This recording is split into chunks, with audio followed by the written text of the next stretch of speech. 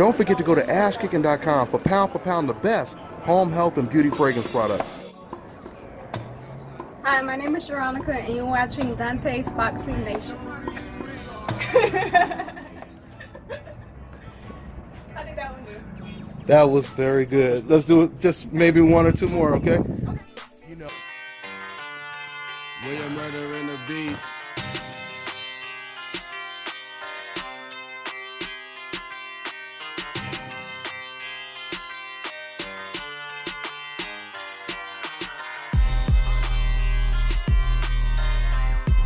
William Murder in the beat.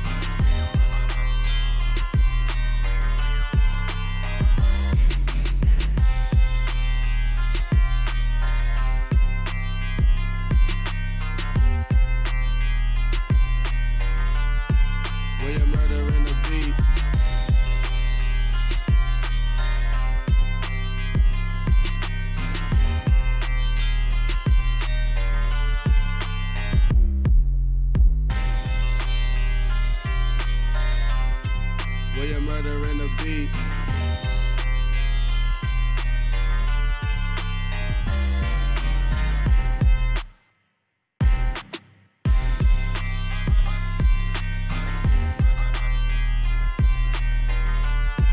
William Murder in the beat. William Murder in the beat. Another one, y'all. DONTAE'S Boxing Nation live. Let's get it in, y'all. Let's go ahead and get it in. We have a lot to talk about. First things first, let me go ahead and give shouts out to everybody in the comment section, filling it up. One of my latest and new moderators, L Flowers. What's going on, girl? She said, hey, that's what it is. Yeah, man, let me go ahead. What's that, the late night? My man said, what's up, DONTAE? 2 Robinson. All right, what's going on, man? Rep your state. Rep your city, rep your country. It's going down right here, y'all. DONTAE'S Boxing Nation live, man. You guys are listening to the award-winning DONTAE'S Boxing Nation all day, y'all. Brick City. He said, what up, DONTAE? What's up, bro? Represent. Junior Salinas. All right. Okay, the comments coming in quick. I'm trying to give y'all some shots out before we get into this heat that I'm about to drop over here. As always, comments are going pretty quick. Louisiana. Okay. Is that some of my family out there? Yeah, the Robinsons, that's my family out there in Louisiana, Shreveport. I got family out there in Shreveport, Louisiana, Houston, Texas. Even though I'm from Long Beach, California, but you know, the majority of my family is out there in the South, man. New media is true media, says Spirit of Justice. So there is no confusion. DONTAE'S Boxing Nation is new media. I appreciate that, man. I appreciate that. So yeah, man, it's just been a lot to talk about since this fight. Well, let me go ahead and go back to the what you say. I will try to call in. All right, go ahead, L Flowers. Go ahead and try to call in. Let me know what your area code is. Matter of fact, let me go ahead and put the let me see here. Hold on for a second, y'all. I was about to go to the gym. My man Virgil Hunter called me from Paris. Shout out to Virgil Hunter. And he's supposed to call back. I don't know if he's gonna be busy, but he wanted to call in and give his take on this fight. This past weekend, that's a good ass smoothie right there, man. That's one of my protein peanut butter smoothies. I'm be dropping the recipe for that on DONTAE'S Cooking Nation. Good ass smoothie right there, boy. Goddamn. Anyway, here, let me go ahead. Like I said, here, let me see. I'm gonna try to open up the phone lines, let you guys call in. Wanted to talk more about Lomachenko and this war.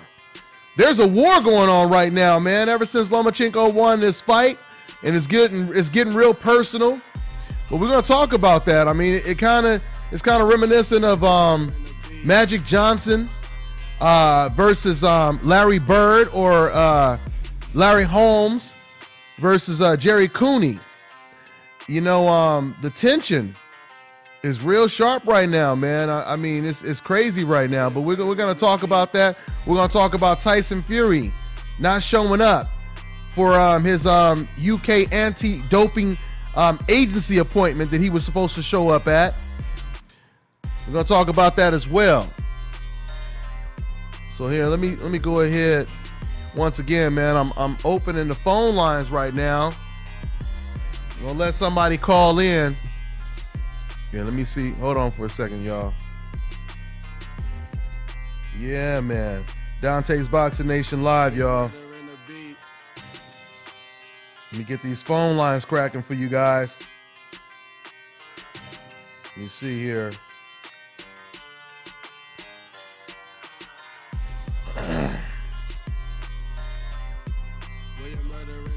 Well, you're murdering the beat.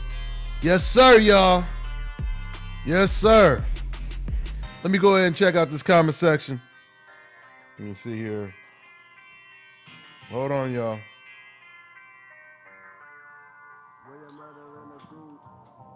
Okay. Let me see what it is. Let me see what it is, y'all. On the phone lines.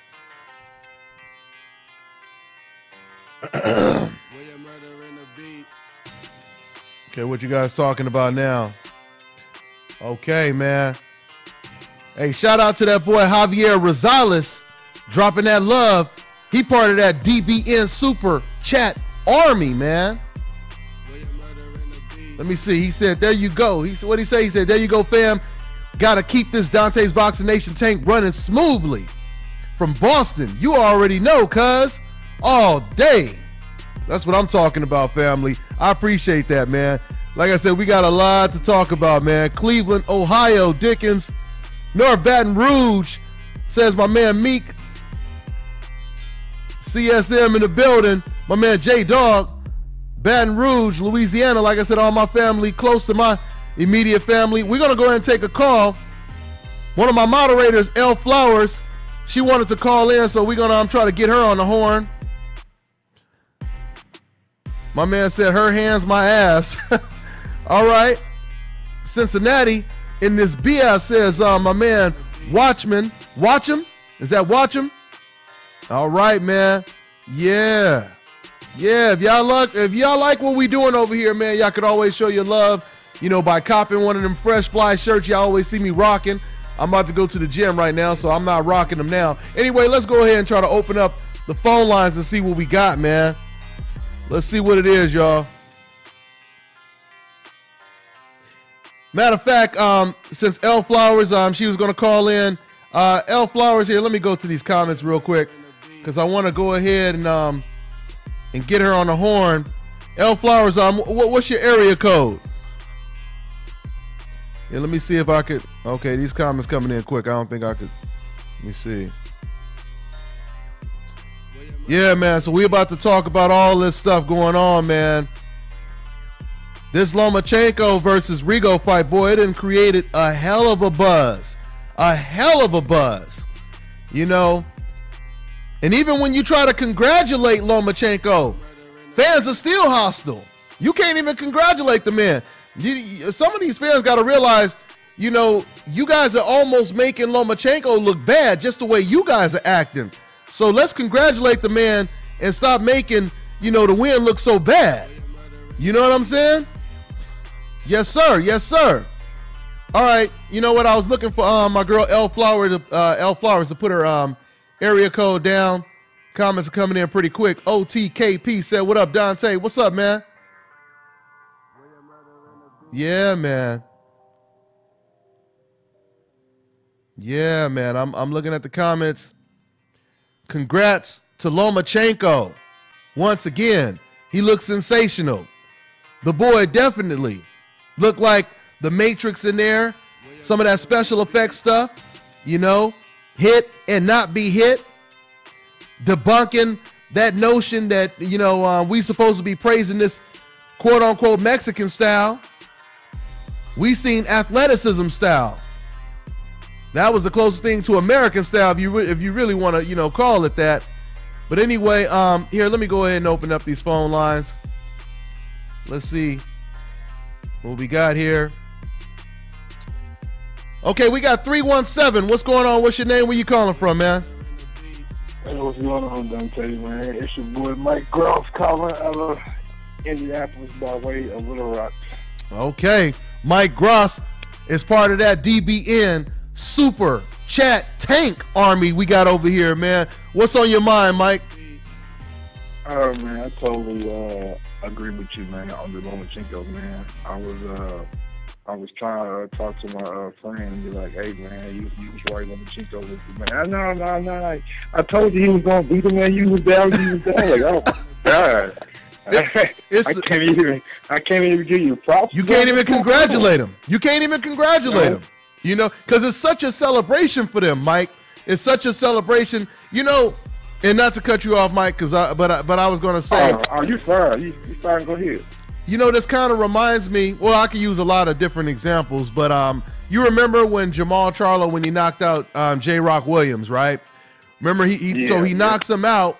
And then J-Rock tries to come over and congratulate him. He's humble in defeat, right? So J-Rock walks over there, and, you know, Charlo, you know, he was still a little heated, you know, because of the build-up and everything, which I don't blame him. But the crowd start booing him when he did that, when he act like that, right? So my point is, this is exactly what the Lomachenko fans are doing right now, right? We try to congratulate him. We try to say he, you know, great performance. Oh no, you bastards, you black bastards, and in your face, and all this kind of stuff. And then on top of it, like I said, when I say black bastards, they're making this all about race. It's funny because these are the main fans that say, hey man, don't make this about race. Now you read in the comments, and they have to bring up race. Everybody, they keep bringing up race. Oh, that's right. I seen one dude post something like, bow down to the white man. You know, it just goes, it's funny how the truth always comes to light.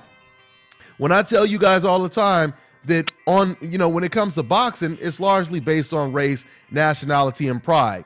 And we could just see. Hey, man. What's up, Mike? You got to do me a favor, man. Whenever that decaf call in on Sundays, man, just let him talk, man. He gonna bury himself every time. No. Everybody said don't let the dude call in no more. I mean, I gave him his own video. He has. I turned that into a separate video. So this man, he's got his light. He's got it. You know, he's shining on DBN. You know, but once again, man, I mean, the whole thing is. You know, if you're going to come over here and you're going to talk crazy, then you're not going to back nothing up with any logical facts, and you just attacking and throwing rocks, you know, I don't know. I mean, a lot of people, like I said, they've been sending me messages constantly, like, you know, don't put dude back on. But, hey, Mike, hold on for a second, because I'm trying to get to, I'm trying to get to L Flowers, because she wanted to call in one of my moderators. So just hang tight, Mike. All right, let me see here. All right, so we got 973. What's going on? What's your name? Where you calling from? Hey, what's up, Dante? This is Javon from Irvington, New Jersey. What's going on, Javon? What's going on? Hey, hold just 1 second. Man, go ahead. All right, no doubt. All right. Yeah, I just wanted to talk about how this Saturday was like the weirdest day for the year. Like, it's been a great year of boxing, but Lomachenko quitting, Kevin Farmer got robbed. Yeah. James DeGale lost. Like, 3 unexpected things happened in one night. And, you know, this year has been like a great year of boxing, but that Saturday kind of like went a whole nother direction, man. Talk to me, man. What's your feelings on this Saturday? Man, it was a poltergeist type weekend in boxing, man. But once again, I mean, you know, but this is what I love about boxing. You know, it's the theater of the unexpected. I mean, we just never know what's going to happen. You had all these big fights for some of these guys like Tevin Farmer, who's been targeting Gervonta Tank Davis. James DeGale was ready to fight Chris Eubank and all this kind of stuff, and all of a sudden they get derailed. I mean, it happens in the sport of boxing sometime, man. And then once again, you know, a lot of people picked your boy Lomachenko to beat Rigo, which is something else I want to talk about, you know, because it's funny because I'm hearing all these people say, yeah, now what you guys got to say. But the majority of professional boxers and trainers I interviewed, they actually picked them to win. I mean, once again, I mean, if you really think about it, it's kind of like Andre Ward, you know, and I'm a credit my man Boxing Ego. You know, he brought up the point, man, so I don't want to take the credit. But just like my man, we was talking, and Boxing Ego, he made a good point. He said, you know, that's like if Andre Ward were to move up like he wanted to fight Anthony Joshua, you know. Now, if Anthony Joshua were to knock out Andre Ward, I mean, I don't really think it'll be a whole lot of people saying, yeah, I told you Anthony would whoop Andre Ward's ass, you know, because he moved up from light heavyweight to heavyweight to fight him, you know. So, I mean, it's not really one of those I told you so type of wins. But, yeah, to answer your question, you know, that was a hell of a weekend. This was a hell of a past weekend. Yeah. And it definitely was. And that's why, and this is why I love boxing myself, because the unexpected do happen. And then even with the Lomachenko fight, I personally, because of Lomachenko's story, because I watched him. Like, my first time watching Rigondeaux fight is when he fought Nonito Donaire. And that was my first time exposure. And the fact that he disappeared from TV from time, I personally wanted him to win to validate his greatness. He didn't win because at the end of the day, Lomachenko was another animal in that boxing ring. That guy does things that we haven't seen in years from elite boxing. And credit to him. But it shouldn't be something to brag about. That at the end of the day, he was a younger fighter beating up on a 37-year-old fighter that jumped up 2 weight classes. So it's nothing to sit there and say, yo, I told you he's going to win. He's supposed to win, you know. But I don't take that away from Lomachenko, because Lomachenko was dancing circles around Rigondeaux, and it was an amazing performance. So I believe that you give credit to what's credit due, but don't overdo it. Like, it's not like it was the other way around where Lomachenko jumped up 2 weight classes, being the older fighter beating on a younger, bigger fighter. Absolutely, man. And I mean, on top of that, let me just go all the way back to what you said at the beginning. Once again, Lomachenko is one of the most talented fighters, top 2, top 3 in the world. The man is extremely gifted. I was really, really impressed with his performance. But I want to say to some of these decaps out there, let us give this man the credit, because once again, you guys make it hard to give the man credit if you guys are making this so racial and you creating this divide. You know, let's just celebrate the sport of boxing, the fact that we have gifted, talented fighters like that. And so, you know, instead of flooding the comment section, flooding Instagram and everywhere with all these race comments, especially when you post something saying congratulations. Let me give shots out. You know, the Super Chat Army is where it is, man. So shout out to the Super Chat Army. Let me go and shout them out. My man Pugilism Company, 25-piece feature looking good. Pugilism Company, Dallas, Texas. That's Pugilism, what is that, code.com for your latest boxing news. Definitely check him out, man.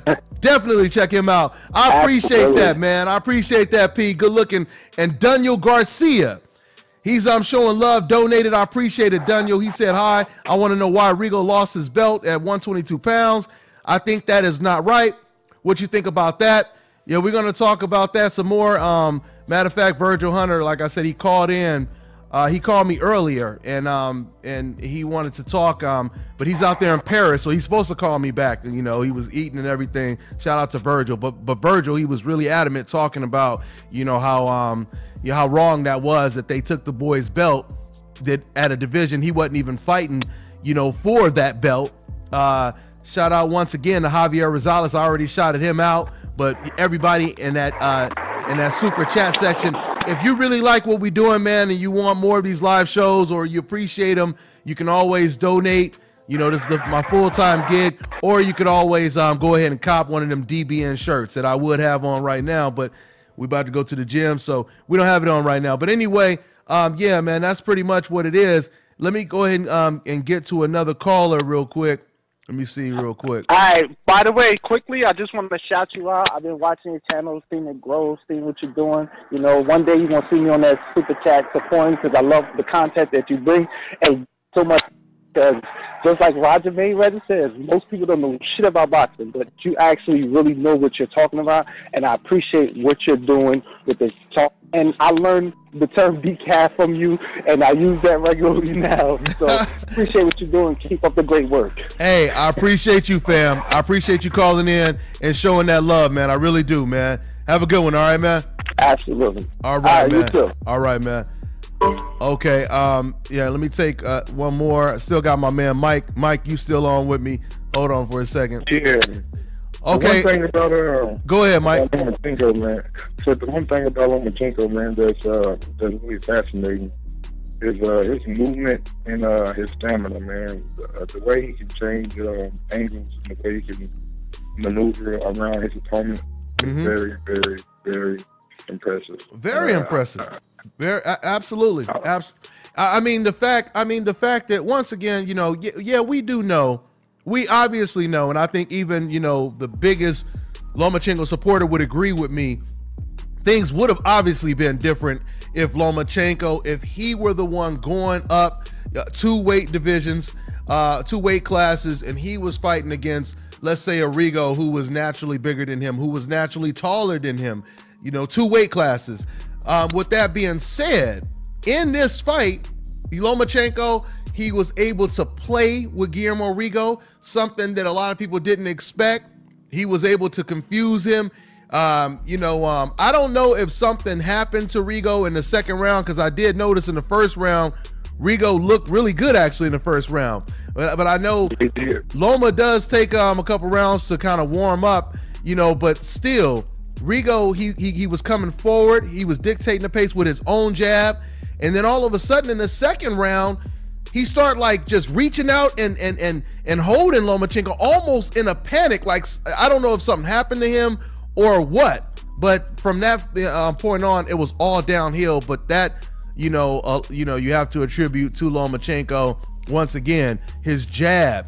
Lomachenko had a beautiful jab that was offsetting Rigo. I mean, you know, when Rigo would go down and lean to the side, Lomachenko would overwhelm him with 5-10 punch combinations, and Rigo would be sitting there kind of like Nicholas Walters was, waiting for him to stop punching and then try to counter. But by the time you come back and counter, Lomachenko is already gone. You know that. Not there no more. Yeah, he's not there when he trying to counter. And one of the things that really stood out to me was the post fight interview when Lomachenko actually said, "Man, he's just too small. He's not in my weight class. You guys started with a big fight, but for me, it wasn't really a big fight." I can respect that, man, because he's not overly celebrating a win when he knew that the cards were stacked in his favor. That's really shows a level of maturity, to be honest with you. Absolutely. My man Shane Moody said, shout out to LDBC. Shout out to my man 78 Sports TV, man. Show love. I appreciate it. Y'all go ahead and subscribe to his channel as well. My man, what's that? Black Horseman Promotion says, big up DBN. What's that? Rigo didn't look good in any round. Well, he did look good in the first round, Michael. That's about it. You know, after that, it was all downhill. Here, let me see. Oh, that was the next call. So, yeah, this is the one right here. So we got 609. What's going on? What's your name? Where you calling from? It is finally me, Dante. It's L Flowers. That's what I'm talking about. She finally gets in. One of my new moderators. What's going on, L Flowers? What's your first name, by the way? Letitia. Letitia. Okay. What's going on, Letitia? What's on your mind? Okay, I wanted to speak about the Rigo and Lomo fight. Now, I'm a fan of both of them. I didn't really like how it was kind of prolonged, that fight between those two, because before he went up in weight, Rigo then wanted to fight him. I don't know. Of course, maybe Lomachenko didn't have control over that part, okay, maybe that's the case. So I started feeling a sort of type of way, like, okay, why aren't they allowing this fight to happen? When he was a little bit more active, you know, because everybody wants to blame not being active all the time. And I'm like, okay, yes and no. I'm kind of disappointed in how Rigo just didn't want to come out of the corner, because it was just like, wow, not him. Not coming out of that corner, because there's been plenty of fighters that fought injured and won their fights. Now, even if he didn't win, because I've seen him take a punch in the second round. You got to watch that fight again. He got hit, and his eyes just looked shocked, and that's when he started holding. And I was like, yeah, he got hurt. Good observation, El. And that might have been what it was. But you know, I just thought about something, Letitia, with you saying that. It's funny that Rigo, he wanted to fight when at 126. He wanted to fight at 126, and he said, I remember a while ago, like an interview maybe about a year ago, Rigo said he keeps moving up. I want to fight him, but he keeps moving up. It'll be a great fight. We're both two-time 2 gold medalists, but he keeps moving up to higher weight classes. And now I just thought about something. Lomachenko said when he did his interview with Teddy Atlas that Rigo he's too old and he's too small. That's what he said. He's too old and he's too small. So now when you put all that together, and the fact that Lomachenko could have fought him at 126, he knew that he would have way more of an advantage if he kept the fight at 130. He made Rigo come in at 130. Now understand something. The fight was at 130, and Rigo the same day weigh-in, he wasn't even 130. You know what I mean? So he couldn't even make the 130 mark even the day of the fight. So with that all being said, there's no doubt about it. Your boy Lomachenko, he definitely knew what he was doing when it comes to having that size advantage. He himself admitted that the guy was too small. So if he was too small, why did you make him come up to even a higher weight class? Why was there no catch weight? So yeah, man, that's pretty much what it is. That's pretty much what it is. It was very evident that Lomachenko was way bigger than Rigo during the fight. I mean, if you watch the fight, it just looked like two different weight classes, like this. Yeah, well, I mean, that's the first thing. That's actually one of the first things that Tim Bradley said in the first round. Tim Bradley was calling the fight, and Tim Bradley was like, man, look at the difference. You could just see how much bigger Loma is. This is what Tim Bradley, and keep in mind, Tim Bradley, he was praising Lomachenko the entire night. So for him to say something like that, clearly he could see the size disparity in there. But yeah, so anyway, that's pretty much what it is. Anything else on your mind, Letitia? Nah, that was just the main part, was at least that, and the Tevin Farmer robbery. I'm a big Tevin Farmer fan, and Tevin Farmer actually has done a lot of sparring and a lot of training with Lomachenko. So there was a big, with all the three of those fighters, all three of them are my favorite fighters. I still, much respect. Lomachenko won the fight hands down. I'm not even taking that away from him. I'm more heartbroken that Rigo just didn't finish, because in my mind, I don't know if it's a real hand injury or not. I mean, in a way, it seemed like he quit, and I'm like, we did a lot of memes and, calling him out and all of this just to not finish the fight.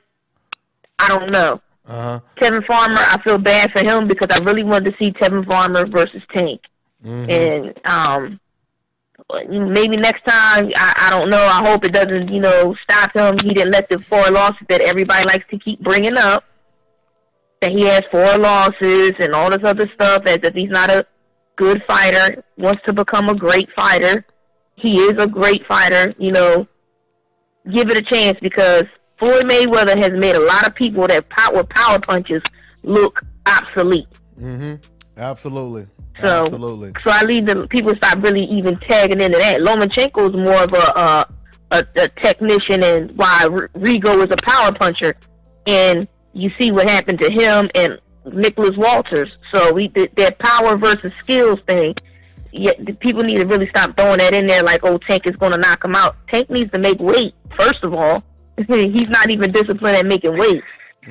Absolutely. But that's a whole nother story. And where's the good points. Where's the uproar for like the judging and that Tevin like former fight?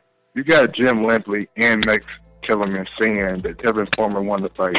When Jim Lampley says that a guy that we all know might not be his favorite cup of tea won a fight, then it should, to me, it should be more of an uproar. But because Tevin Farmer is not a big name like, let's say, a Manny Pacquiao was against Jeff Warren, then there's not this kind of uproar. But it's really disappointing to see somebody get robbed like that. Yeah. But so that's pretty much what it is. I mean, hopefully, Tevin Farmer bounce back and we still do get that Gervonta Tank Davis fight. What's that? E King, what's going on? Hey, okay, guys. Well, I'm gonna go ahead and let you guys go, Mike and L, and get to some more calls. But thanks, guys, for calling in. I appreciate it. All right. All right, guys. No problem, Dante. All right. I appreciate it, man. All right, guys. All right, y'all. All right, let me go ahead and see here. Okay, well, hey, what's going on, E King? What's good, Dante, man? What's up, man? All right, man. So what's your thoughts on everything? The reaction, fans' reaction, and everything when it comes to this fight, man. Man, yeah, man. I was kind of disappointed the way Rigo, ended the fight. He had to retire in his corner, which it's disheartening because I would have liked to see him just get one round to just try and get Lomachenko hurt or dazed or just try and have that one final moment before he may have to stop the fight in its own merit. Absolutely. Yeah, man. But I kind of feel like the cards were so much stacked against Rigondeaux, and even in the moment of the fight, this referee, man, this referee couldn't stop, warning him about clinching. Yeah. I mean, how many times do we see guys clinch up during a fight, or if they're hurt, and how often do you see a referee warn a guy that many times for clinching? Yeah. And let alone take a point away. Yeah, I mean, he was clinching more than he had ever clinched before, but it wasn't like he was just clinching and not punching and not setting up anything. He would come in. He does one of them type of, you kind of come in, you run into a clinch, and then you get out. It's not like he was just holding him constantly and not trying to fight at all. But he was clinching more than we had seen him clinch before. And one thing I will say, credit to Lomachenko, that Loma expected this. This just goes to show you how smart Loma is, because he already expected it, and Rigo is not known for clinching, But I think if I'm not mistaken, Lomachenko, he clinched a bit when he fought against Orlando Salido too. So that's right. Yeah, that's right. So yeah, it's definitely part of the game, and especially if you're fighting against a guy who's just going to be swarming all over you. When Manny Pacquiao fought against Brandon Rios, Manny Pacquiao did a lot of clinching against Brandon Rios. So yeah, man. It tends to happen where a fighter decides not to fight on the inside, and they end up holding or grabbing or try and get a clean break out of the ref. Absolutely. And yeah, Rigo, to Lomachenko's credit, his inside game was top notch. Yeah. Against Guillermo Rigondeaux, and Guillermo Rigondeaux, his only solution for that was clinching, which at the point where the ref started taking a point away, you could see that Rigondeaux may have lost, confidence in terms of, continuing in the fight.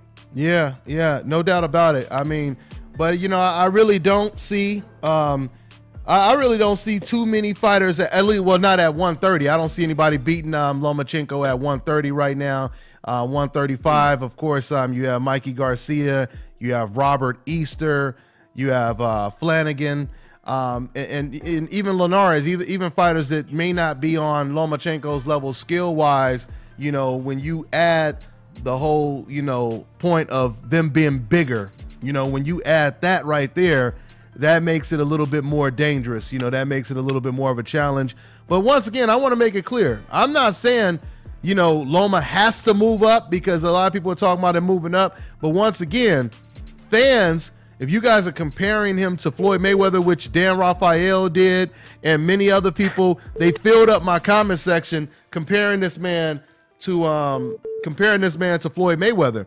If you don't want him to move up and challenge himself the way Rigo had to challenge himself, then don't compare him to Floyd Mayweather. You know, and something else is when I remember when Roman Gonzalez was undefeated, and people was talking about him possibly fighting against Rigo. I remember fans, they were saying they were so upset that we would even mention Rigo's name, because Rigo was naturally the bigger guy. He was 2 weight classes bigger, and you know, than you know, in 2 weight classes higher than your boy Roman Gonzalez. And people was like, you know, Rigo was too big.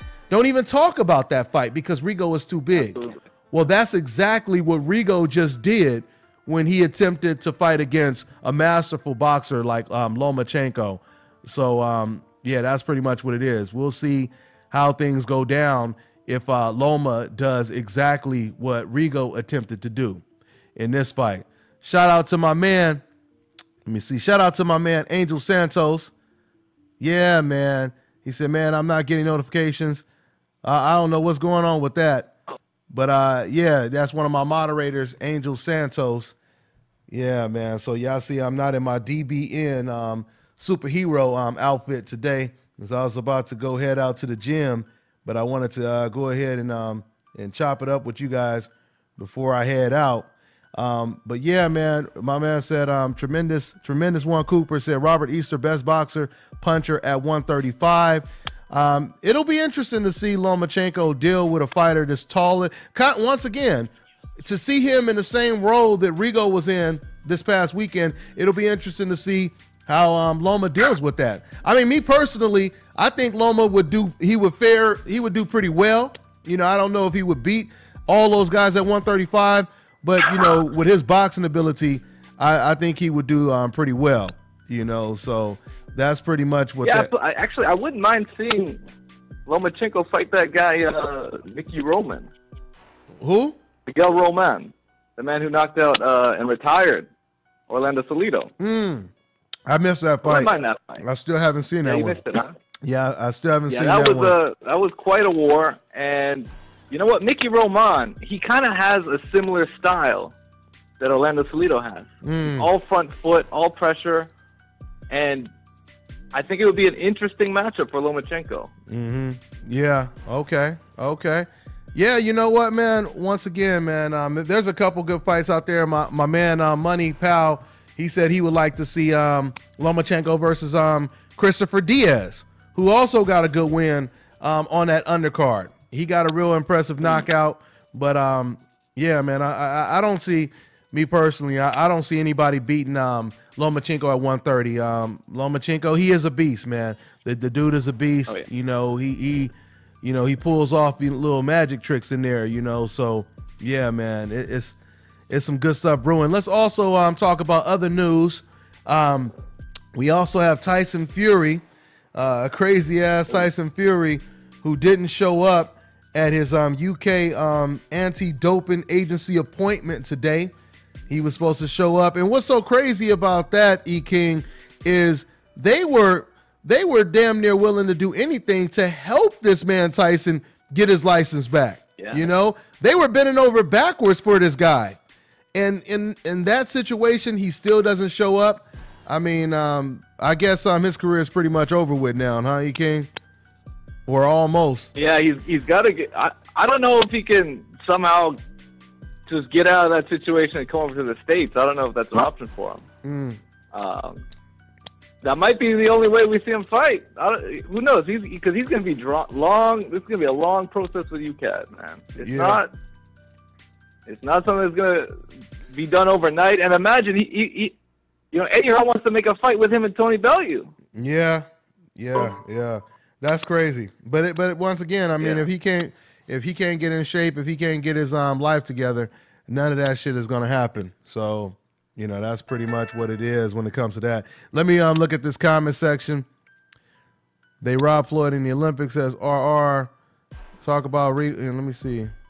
I'm trying to comments going pretty fast, trying to read some of these comments. My man said, I'm sure Rigo took some dive money. I don't know about that one, man. I don't know, man. I don't know, but I got a lot of comments about that, man. Yeah, a lot of comments about Rigo taking a dive and shit, man. Yeah, I mean, I don't see it though. Yeah, I don't see that at all. Like Rigo's character seems to be completely opposite. Yeah. I mean, he took the fight for $400K. I mean, yeah. And Angel Santos, he said talk about Lomachenko punching Rigo in the back of the head. That was pretty surprising. I didn't even know Lomachenko had that in him. I mean, he started punching him in the back of the head. He started trying to elbow Rigo Rigo when they were doing a clinch, when they would clinch or whatever, they were coming to a clinch.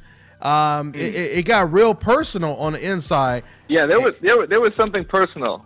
Yeah, there was something personal because even Lomachenko, he hit Rigondeaux just at the end of a round, he hit him with a punch. Yeah, and shout out to in front of the referee. Yeah, and shout out to Sweeten. I appreciate that. Christopher Daly. He said it's 1:21 a.m. out there, and he rocking with the nation right now. So shout out to my man out there in Sweeten, man. That's what it is. But yeah, man, that's what it is, man. I'm looking at the comment section right now, trying to read some of these comments. Let me see. They all talking about that right now, they King. Yeah, they talking about the he punched Rigo after the bell in front of the ref. Yeah, they talking about all that stuff. Angel Santos said they both were fighting dirty. Yeah, no doubt about it, Angel. They were both fighting dirty. But it was the fact that Rigo was clinching.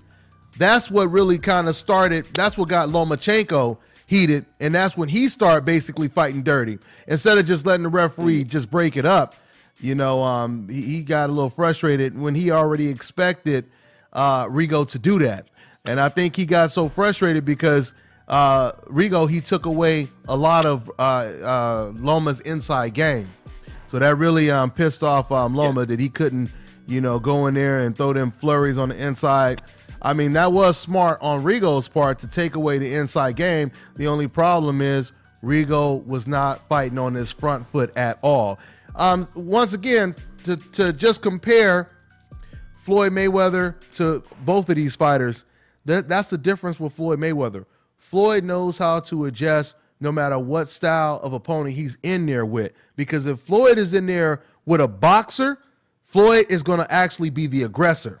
If you watch Floyd against Charmaine Mitchell, against Zab Judah, even Shane Mosley, Floyd Mayweather was the aggressor in those fights. He understood, that he couldn't box the boxer, or it just made more sense to apply pressure on the boxer, and that's what Rigo needed to do. But Rigo was sitting around and he was waiting to counter the counterpuncher.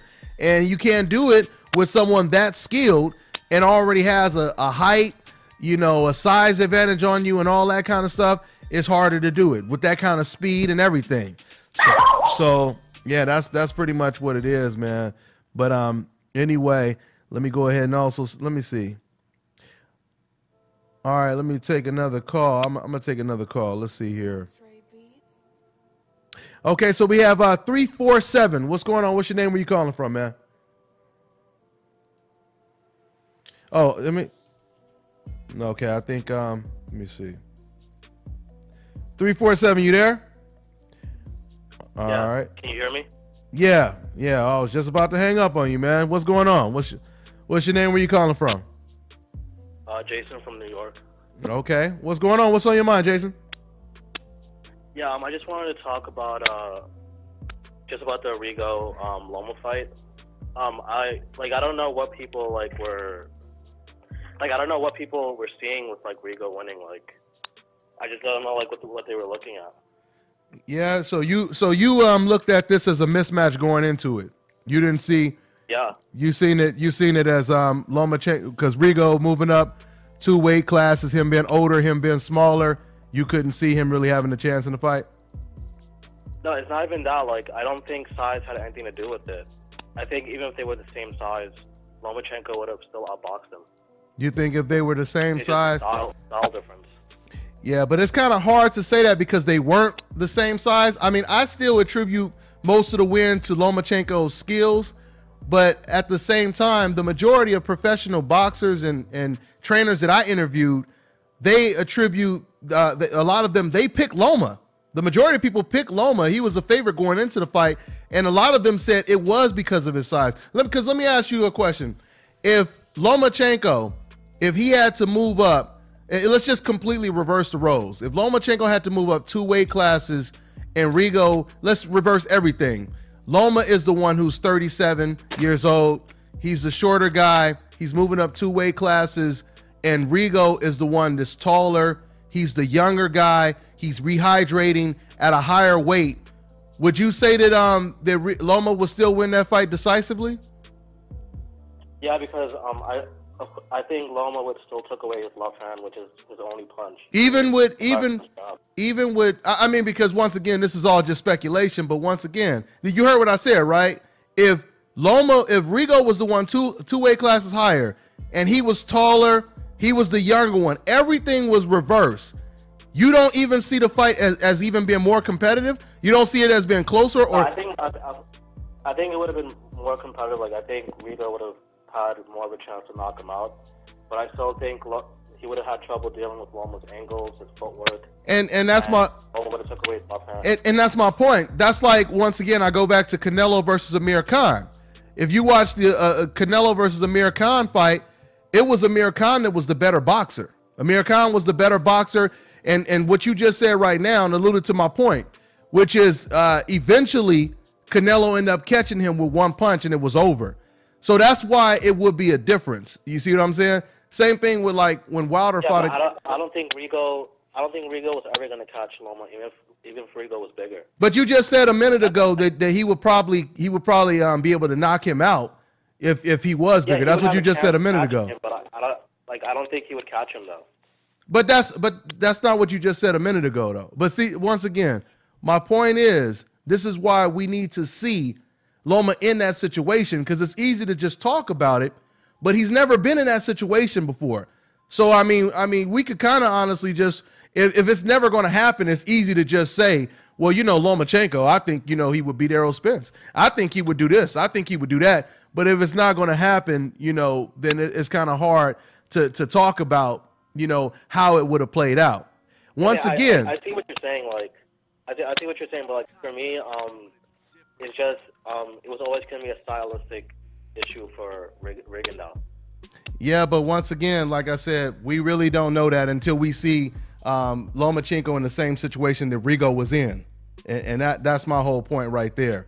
But to a certain extent, I do agree with you that I believe a lot of this had to do with Lomachenko's skill. I mean, because even Lomachenko is disagreeing with what you're saying right now, because Lomachenko, the first thing he said to Teddy Atlas, you know what he said? He didn't say, I'm too skilled for this guy.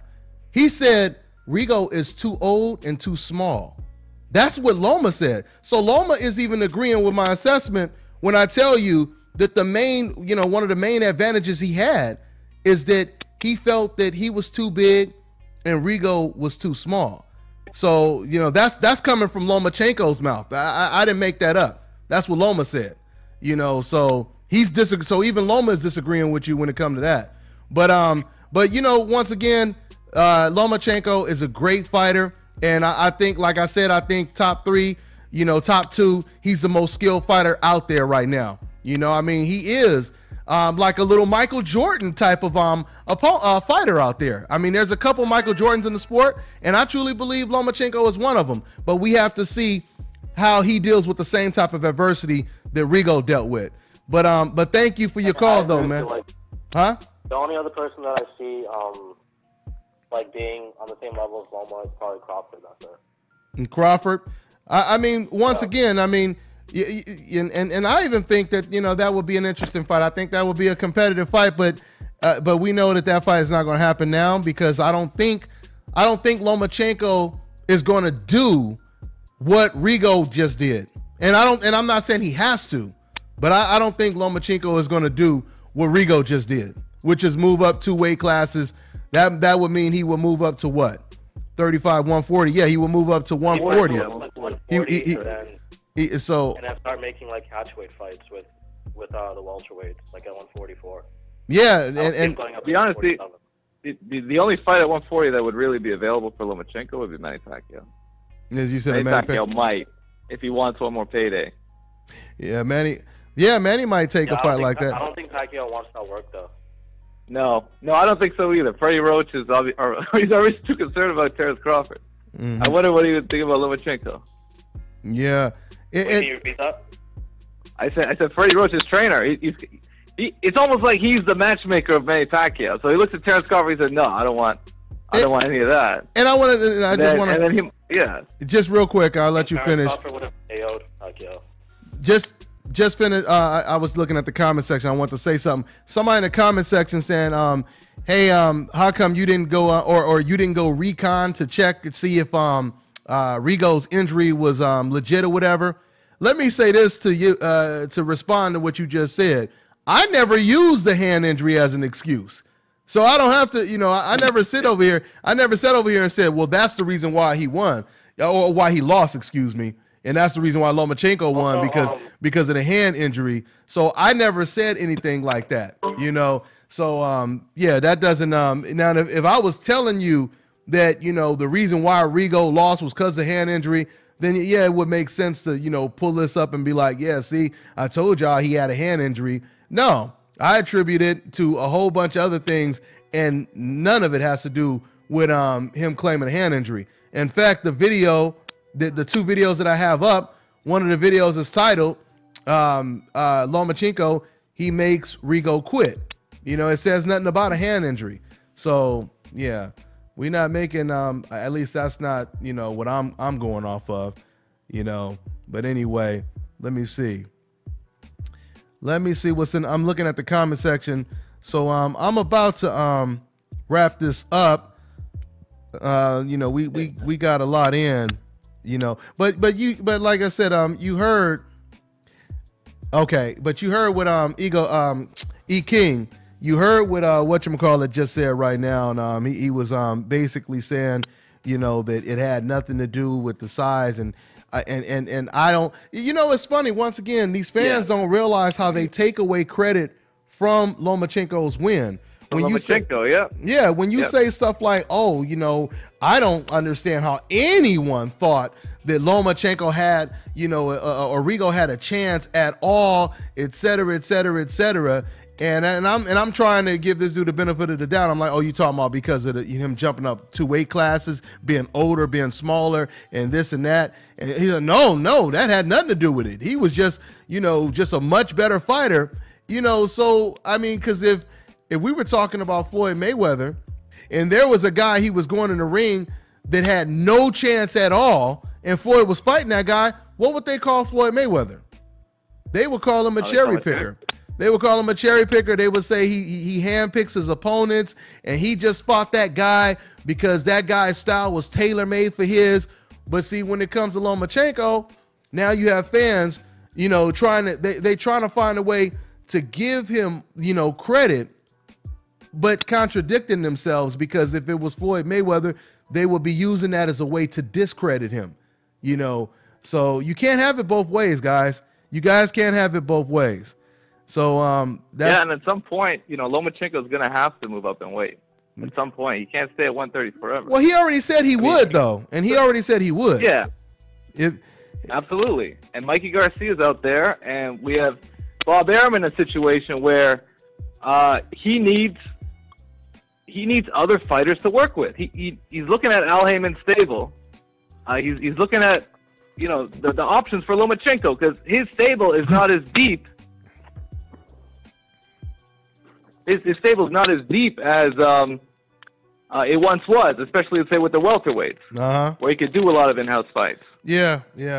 I mean, but I do believe that it would be style-wise, it would be an Errol Spence, Orlando Salido type of opponent. unless it's someone who has the reach over him and they have power and they're naturally, at a higher weight class.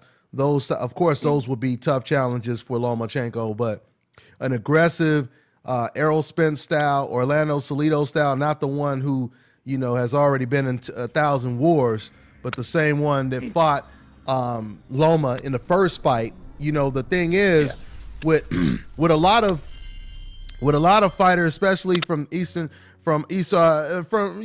Russia, from Ukraine, the East European, the former Soviet Union fighters, a lot of those fighters, they're not comfortable with the inside work, which is we've seen that with Kovalev, we've seen that with Lomachenko versus Orlando Salido. So that's what I said in my post-fight video. Go ahead, Eddie. It's interesting. In Lomachenko, is that fight with Orlando Salido, his first loss. I've seen so many comments, giving Lomachenko a total pass for taking that loss. A total pass. Mm-hmm. But you look at a fighter like Floyd Mayweather, and they look at a close fight like that first Jose Luis Castillo fight, and no one gives him a pass for that shit. Mm-hmm. And he'll come back in a rematch, beat him, and some fans will still say he lost that first fight. Yeah, but like every fan wants to give Lomachenko a pass for that Orlando Salido loss, and it's such a shame now because now Orlando Salido's damn near retired. Man, they're gonna have to pay him big money for him to come back. Man, you just and even then they're gonna say he's cherry picking if he fights him. E-King, you just made an excellent point right there. That's an excellent point. Yeah, a fight that Floyd Mayweather actually won that was close. And let me say something else about the Castillo fight. A lot of people don't know this because, see, social media, it really impacted the game, but this is before social media. When Floyd Mayweather beat Castillo in the first fight, Jim Lampley actually reported that 8 out of the 12 reporters that were there ringside, they all had Floyd Mayweather winning the fight. 8 out of 12 of the reporters had Floyd Mayweather winning that fight. It was because of the narrative and the agenda that Jim Lampley and Larry Merchant had pushed that got everybody saying, oh, he got beat, and Castillo was robbed, et cetera, et cetera. But like you just said, E-King, even in a fight that Floyd Mayweather won, they talk more about that fight than a fight that Lomachenko actually lost. So, yeah, man. Excellent point, E-King. Excellent point, man. So, but yeah, man, once again, man, the double standards are just off the radar, off the charts right now, man. Off the radar with this guy. And now he's the greatest fighter. Now he's one of the greatest fighters ever. Yeah, and speaking of the greatest, like I said, once again, they say they don't want Mayweather's name brought up. I remember we'll report Mayweather news. Hey, man, why you got to make a video about Mayweather, et cetera, et cetera. Soon as Lomo wins this fight, that's the first name they want to bring up. Dan Rafael. Yeah, absolutely. Yeah. Dan Rafael, think about this. Dan Rafael has never compared Deontay Wilder to Rocky Marciano to Jack Dempsey. He's never compared Errol Spence to Floyd Mayweather. He's never said, "Oh man, Errol Spence would kick Floyd's ass," or he would give him hell. But all of a sudden, when the fighter with the complexion for the protection pops up, now all of a sudden, this is when you, who represents the biggest sporting network in the country, you want to sit over here and say, now we finally have someone that will give Floyd Mayweather hell and possibly would beat him. It's nothing wrong. See, and this is something else I want to talk about. It's nothing really wrong with saying he would have gave Floyd Mayweather a fight. Nothing is wrong with saying that.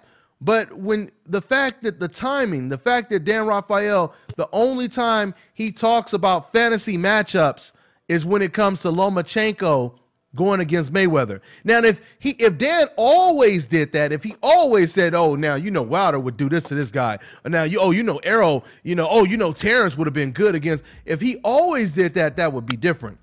But the only time you come out and say that is for this fight right here, just like. I remember when Manny Pacquiao beat Algieri, and people were criticizing Manny Pacquiao for not knocking him out. Like, how do you knock somebody down 6 times and not finish the deal?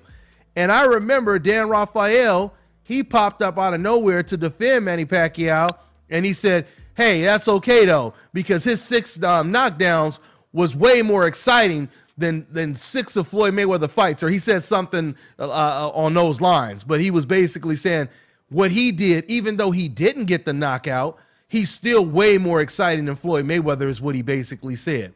So he found a way to bring up Floyd Mayweather's name in an instance that had nothing to do with Floyd Mayweather, just to defend Manny Pacquiao. You know, so, and once again, only in this country do you see stuff like that. An American journalist representing the biggest sporting network in the country will go out of his way to discredit a fellow American fighter who's already looked at as the best fighter of this era. Some people even believe the best fight ever, or best fighter ever, top 5, whatever. He'll do anything to discredit that guy. You know, so yeah, man, that's what it is. The whole truth. That's and nothing but the whole truth, man. Yes, sir. Yes, sir. So yeah, man, anyway, man, I think that's gonna pretty much wrap it up. Let me see. Yeah, all right. Yeah, they do damn blatantly. Okay, my man Angel Santos, he said they do damn blatantly racist and disrespectful. It's absolutely disgusting and atrocious, says Angel Santos. Yeah, man, I'm gonna go ahead. I'm gonna play that clip again. Here, let me go ahead and play that clip so y'all can see. If you guys want a cameo like this right here, you know, go ahead and cop one of them DBN Fresh Fly shirts. Let me go ahead and show y'all this clip right here. Check it out, y'all. Hey, what's going on? It's Angel Santos, moderator over at DONTAE'S Boxing Nation. I'm over here outside the Madison Square Garden, about to go and watch these fights. And, you know, like Dante always says, it's about to go down like a plane crash. You know how it be. All right, we out. See you later. That's what it is, man. So you didn't hear that, but I just played a clip, E King, of my man. No, I heard that actually. Oh, you did hear it. You heard it. Okay. Yeah, I heard it. Okay, so yeah, shout out to one of my moderators, Angel Santos, holding it down out there in Brooklyn, out there in New York. That's what it is, man. So yeah, man, we're gonna go ahead and get out of here. I'm about to get to this gym, man, and get it in. E King, you guys make sure you subscribe to my man E King Fight News. You know, he be telling the truth, as you guys heard him do on this show today. And that's pretty much what it is, man. We'll catch up with you guys on the next one. Don't miss the actual radio show this Sunday, 6 p.m. Pacific Standard Time, 9 p.m. Eastern. You already know how it go down over here. It's the nation, baby. We gonna get out of here. On to the next one, y'all. Yep. All right, E King. All right.